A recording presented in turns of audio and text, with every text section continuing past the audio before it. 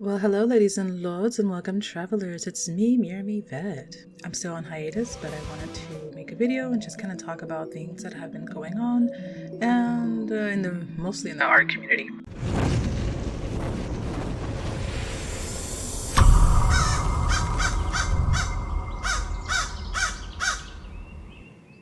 So I've been playing Ancestors: The Humankind Odyssey. This game came out in 2019, and I did not know of its beautiful existence until I went on hiatus. Literally, it was going on sale, and I was like, hey. On Steam, it says Ancestors is a third-person open-world survival game where you explore, expand, and evolve to advance your clan to the next generation. There's like no characters that you're like making connections with. There's no file to or some treasure to uncover. Oh, I mean, depending if you're looking for a gemstone. There is nothing like that. The story is really just survival and your clan of chimps. I love that the game doesn't hold your hand, and I haven't googled anything. Everything that I have been learning has been trial and error, to the point where I created like 4 files and I just restarted again because I'm like, wait, I can do this early in the game, and then I just like restarted and I'm like, okay, wait, no, I can do this early in the game. And yeah, clearly I love this game. I've been on hiatus for a little over a month now. With that, I've been doing a lot of drawing in the background, and that kind of got me to check up on what's going on in the art community, because it's been way over 6 months since I saw anything that went on. So I want to share my reaction, and I also kind of want to focus on this whole continued and possibly never-ending AI debacle. If you're here thinking that I'm probably going to bash on someone, this is not the kind of channel.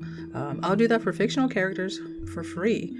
I'll do that for my own characters. So I watched about a few hours worth of videos discussing what went on and listened to every page that was shared. And I did listen to the entire Ross Draws, his response.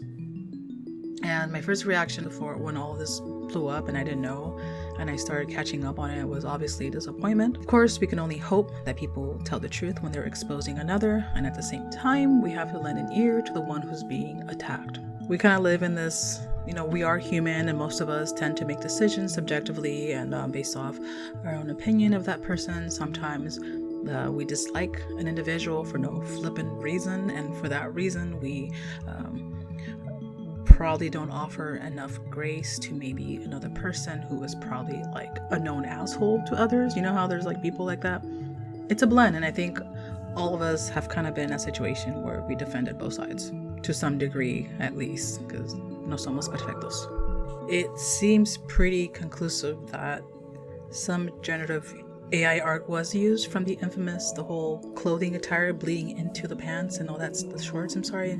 There have been so many popular artists on YouTube that have embraced it, pacifying it as a quote-unquote tool. And I just thought, damn, clearly people want their creativity to be seen by others. They want people to love their work. But how can we love your work if you're doing it off the backs of a machine that just dumps them out in zeros and ones? Does that make sense? You're karate chopping the back of somebody so that you can be like, hey, look what I did. Look, read my story. I can get mad and I can rant forever about all of this. It's not going to change people's opinions. We can appeal to emotion as much as we can. There's a lot of people where reasoning through emotion does absolutely nada. Like, some of you are robots. I'm sorry. I'm not saying you don't have feelings, but artists are begging others to stop using it, and it just goes from one ear or one eye socket to the other. With reasoning, pathos, logos, and ethos, I don't think any of them are going to be enough to convince somebody.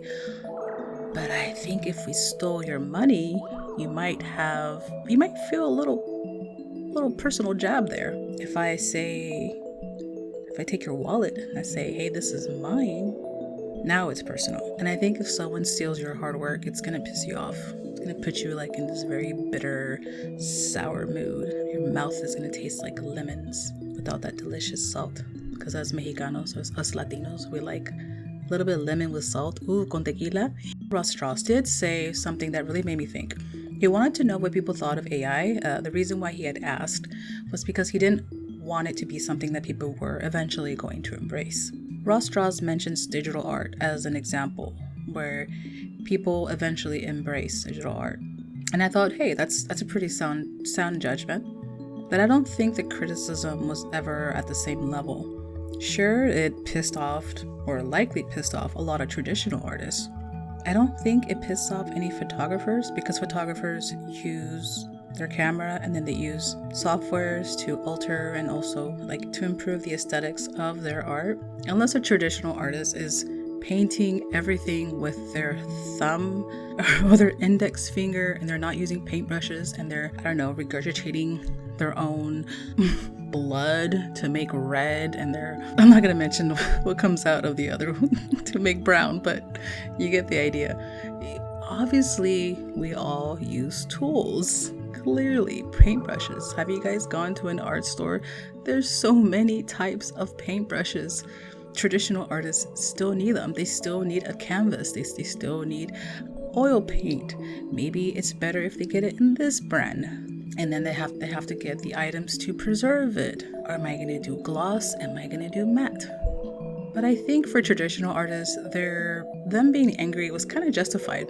It was no different than fans in 1965 expecting Bob Dylan to sing acoustic, and then suddenly seeing him plug in his guitar. Because yes, back then, you were a sellout if you plugged in. But no one sued Bob Dylan for it. Companies weren't taking his plugged melodies and made it their own, and also pumped out their own versions without his permission and then sold it as a subscription service and then rinse and repeat. That never happened with digital art. But yes, I do believe that we have to expect for technology to shape us, and I believe we can also shape technology. That almost sounds like I said we can also shit technology, but probably not like this. The origin of AI is such like a villain story that I don't want to be a part of that. Because if you were born in 2025 and in 10 years you decide to be an artist, are you really going to try knowing you can just type it into existence or can just draw over it? But I digress. On the Ross video, you can see from his facial muscles and his breathing that, I don't know, just reading his body language, it took an effort for him to remain calm to address the allegations. And I think anyone who talks crap about you, automatically you're going to get mad. Maybe not the robot personality type of people. They're probably more chill.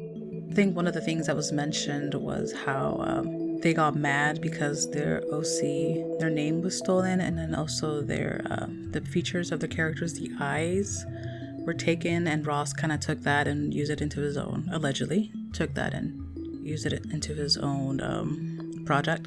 I'm sorry, but if you're going to get mad because someone has the same name of your OC, you got another thing coming. But do you think I'm the first person in history to call my character, I don't know, there's a work in progress where the MC, her name is Sage, you know, kind of like Naruto, one of the sages. How many characters out there exist in every form of media with the name Sage? Or Dante from After Dark. There's a lot of Dantes out there. When I think of Dante, I think of Dante's Inferno, and then the second thing I think of is Devil May Cry.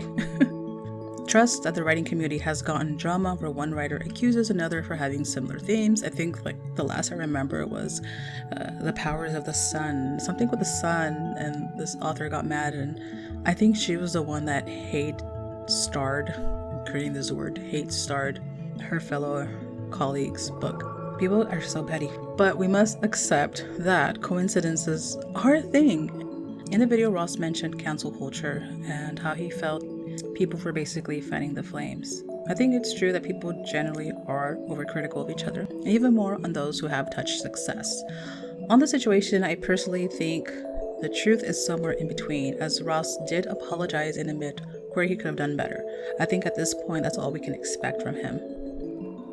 The comments have been forgiving, with many admitting that they attacked first without waiting for him to have his say. But that's it. Let me know what you guys think.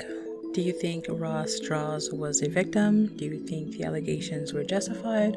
Or do you think the truth was somewhere in between? Let me know. If you made it this far and don't know what the hell I'm going to keep talking about, I just want to mention that After Dark is currently live and accepting ARC copies. What is After Dark? After Dark is a paranormal romance. ARC stands for Advanced Reader Copy. get it before the book is published. You're not compelled to leave a review. I'm going to leave a link of my Linktree so you can check out the ARC sign up, so you can check out what After Dark is about, or you can read about it on my website as well. Thank you so much for watching. Safe travel. Go, go,